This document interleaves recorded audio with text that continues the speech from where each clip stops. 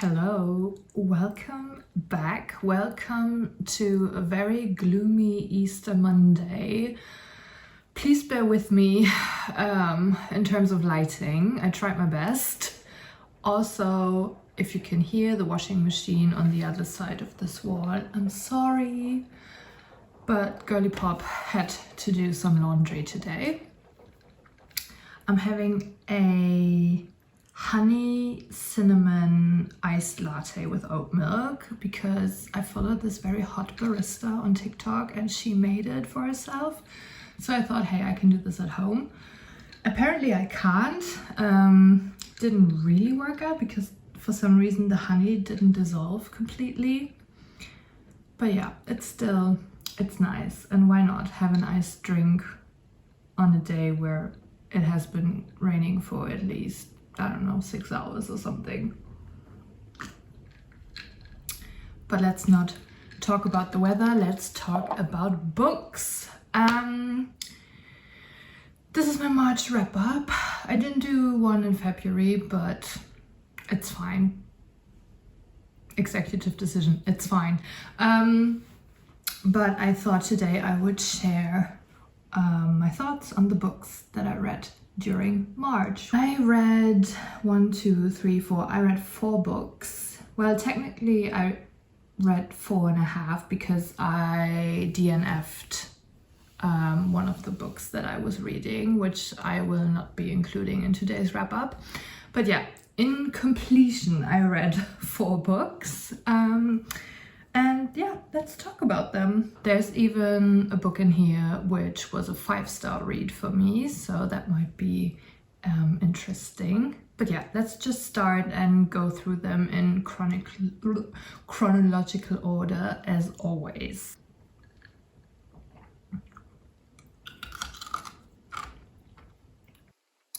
Right, the first book I read was 3 Women by Lisa Taddeo. This has been around for some time now. It's an international bestseller. A lot of people have read it by now. I feel like this was very hyped when it first came out. I had this on my to read shelf for quite some time because I picked it up at a charity shop at some point, probably like 2 or 3 years ago. I really love this cover with this like still life in the background and this neon kind of lettering. As some of you might know, Animal by Lisa Taddeo is one of my all-time favorite books. So I was really interested in this one as well because I love her writing style, which also rings true in this one. I feel like the writing was fantastic. In terms of style, what I like about Animal is that it's quite dark, but not, I feel like not on purpose. It's not trying to be dark, it's just very dark because she describes these instances in a very neutral and sober kind of way. And I feel like she also does this in this one, so I really enjoyed that. What I also enjoyed were the 3 different perspectives. I love when a book is structured, for example, by having 3 different perspectives and then have the chapters from a perspective each, you know. I combined reading this physical copy with listening to the audiobook, which worked very well for me. Oftentimes I struggle with listening to novels because I feel like I'm missing plot points or I get the characters confused. I'm not even sure if this is considered fiction. I don't think so, but anyway, with this book it really worked because I feel like since there were these different perspectives that structured the chapters, I always knew who I was listening to and, you know, who were the side characters in that narrative, and yeah, it worked quite well. Also, I would get so excited every day walking the dog because I knew that I could listen to 3 women on the walk. Yeah, overall a very good reading experience. The only thing that I didn't like too much was the fact that it very heavily centers on, well, on the one hand, heterosexual relationships, and on the other hand, on sex in general. And I felt like the women in this book were very much being defined by the men they were sleeping with or not sleeping with or in love with. Yeah, I mean, it's fine, not everything has to read like a raging feminist manifesto. And I mean, what I like about her writing style, as I've said before, is that she kind of tells it like it is. But still, I feel like I expected it to be a little bit different just because of the title. I thought we would get more insight into the lives of these three women and their characters and their personalities without focusing so much on the men they were involved with. But yeah, otherwise, overall, very good reading experience. Would probably reread this at some point and would definitely recommend to anyone who hasn't read it yet. And also, as I've said, Lisa Taddeo, I love her writing style, and I'll definitely be reading more Lisa Taddeo in the future. Okay, next up is my 5-star read of this month, and also this is going to be a big favorite for the entire year, I feel like. Kiley Reid, Come and Get It. I know that this didn't get that good of reviews online.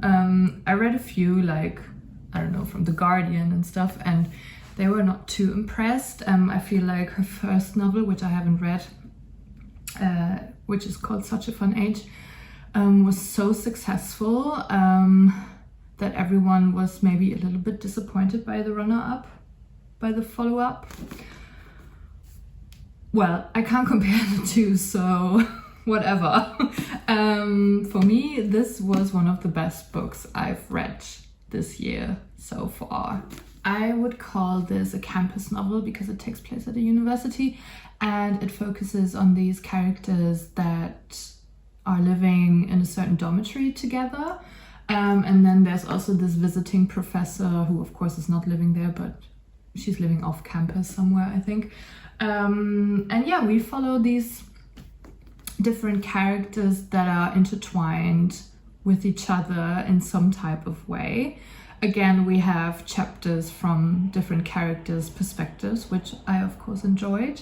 Also, I loved the setting because not only is it set on a university campus, which I don't usually seek out novels that take place on a campus, but I don't know, it reminded me so much of my own university experience. But not only that, it is set in 2017, which I love stories that kind of take place in a very close past. So something that is not that long ago.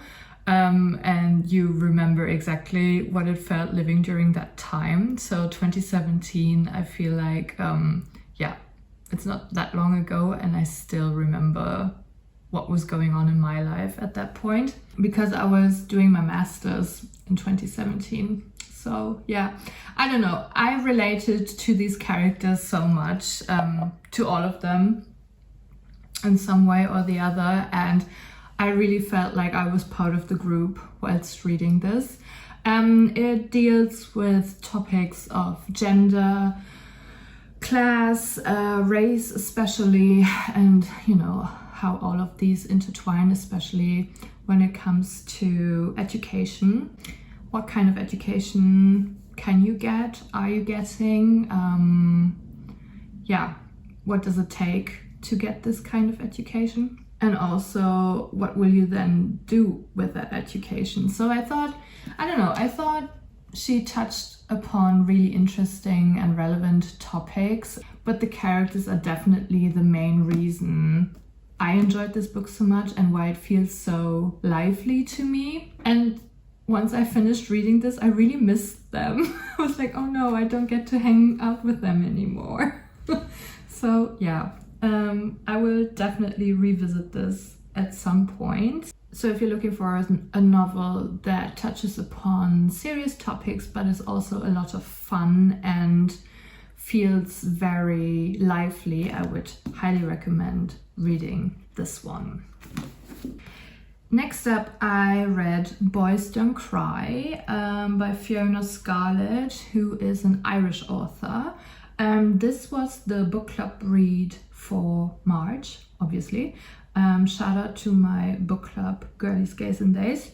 Since this was the book club pick and we already had our discussion, I feel like I'm a bit talked out when it comes to this book, which might also be due to the fact that I did not really enjoy it. This is about two brothers, Joe and Finn. I think Finn is like, is he 12? And Joe is like 17? See, I don't even remember. Yeah, and of course, as the title suggests, it's very much about masculinity. What are men supposed to do? What are they not supposed to do? Yeah. Maybe I'll just read you the synopsis. They say boys don't cry, but Finn's seen his dad do it when he thinks no one's looking, so that's not true. And isn't it okay to be sad when bad things happen? They say boys don't cry, but you might. This sounds like a threat. Also, I didn't cry. Just not my type of book. I didn't like the writing style whatsoever.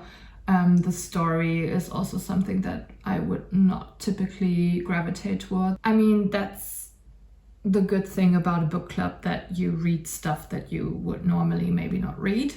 But yeah, I'm very much ready to let this go.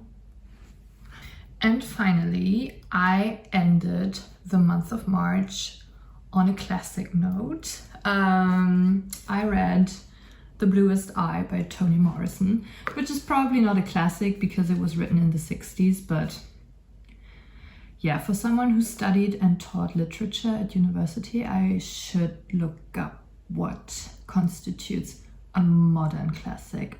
Anyway, I finished this morning, which means, okay, technically I finished it on the 1st of April, but I very much read it in March.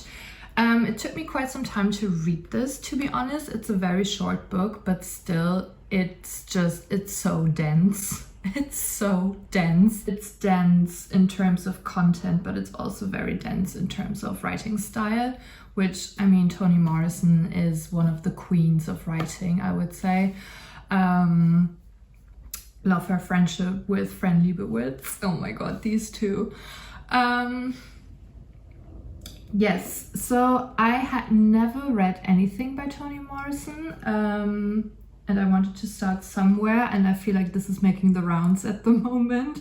I know that Nick from Books Are Sick, which is one of my favorite book people on the internet, recently read this and was super into it, so I thought I would start with this one. I picked it up in London when I went on my little trip with my friend Chelsea. Yeah.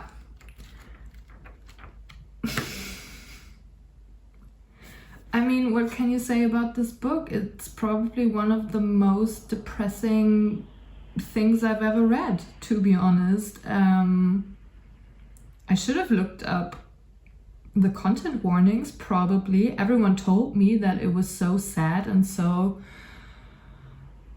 tragic. Yeah, tragic is a good word. But I just went in, you know. I just started reading this on a random day. And I feel like now that I've finished it, I have to kind of sit down and maybe, you know, read some essays and yeah, do some research on this book. And yeah, maybe spend a little bit more time with it, even though I already finished it, but you know, engaging with the text a little bit more. Which I feel like I have this urge to go to the university library and kind of read some secondary sources or something. I should ask my friend to borrow their library card or something. Yeah, anyway, Toni Morrison. I mean, there's a reason that this book is so popular and considered to be like this beautiful work of art. as I've said, the writing style is incredible. But at the same time, it was kind of slowing my reading down because it was so heavy. Anyway, this is definitely the start of my journey with Toni Morrison. I also picked up another Toni Morrison book when I was in London, so yes, I will definitely read her catalogue. If you picked this up, if you haven't read this yet, please make sure to check the content warnings. Yeah, I should have done that probably. It wasn't, I mean, it was fine, but this was also unlike anything I've ever read, I feel like. Yeah, which is probably the reason why it holds the status of this iconic piece of literature. But yeah, Toni Morrison, The Bluest Eye. So yeah, there you have it, everything I read in March. I have to say, my reading year is going so well. And also, I enjoy reading so much at the moment. It's such a nice feeling and such a nice hobby to have and engage with. What did you read in March? What was your favorite book? Is there anything you did not finish? Anything you hated? Well, not hate, but like did not enjoy. As always, make sure to give this video a thumbs up if you liked it and subscribe to the channel, which is like the most important thing you could do, which is the nicest thing you could do. Otherwise, I hope you had a lovely Easter weekend. And yeah, I will be seeing you in the next one. Bye!